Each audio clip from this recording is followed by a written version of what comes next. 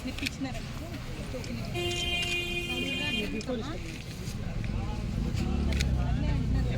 అది అంతా కూడా తక్కువ కావాలి ఇచ్చేస్తాం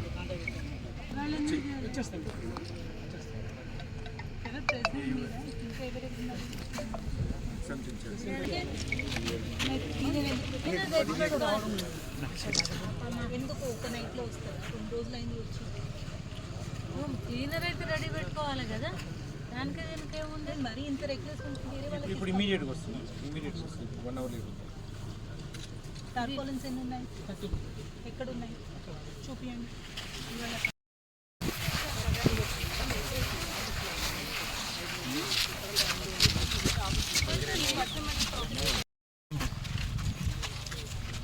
వర్షం పడితే ఆఫీస్కి పరిగెత్తుకొని పోతారా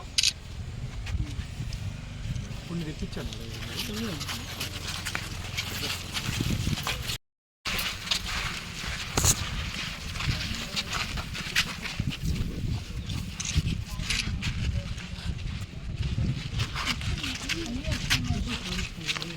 కాదు ఈరోజు సాయంకాలం కల్లా ఎంత అయిందో రిపోర్ట్ పంపుతాం ఇప్పుడు ఇమీడియట్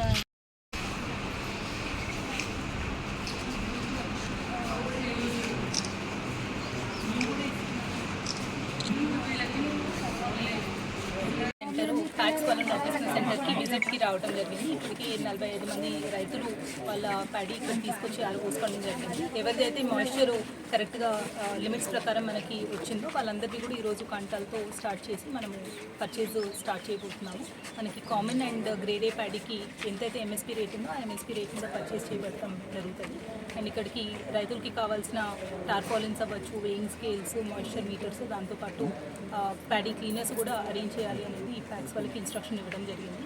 మనకి జిల్లా మొత్తంలో 207 సెంటర్లు మనం ఓపెన్ చేసుకుంటున్నాము. అండ్ ఎక్కడైతే ప్యాడీ వస్తుందో అక్కడ ఇమీడియట్గా ఎఫ్ఏక్యూ నామ్స్ చెక్ చేసుకుంటూ ఆ ప్యాడీ పర్చేస్ చేయాలని ప్రతి ఒక్కరికి ఇన్స్ట్రక్షన్స్ ఇవ్వడం జరిగింది. రైతులందరూ కూడా ముందుకు వచ్చి మన సెంటర్స్లో ప్యాడీ సేల్ చేసుకోవడానికి రావాలని రిక్వెస్ట్ చేస్తున్నాం.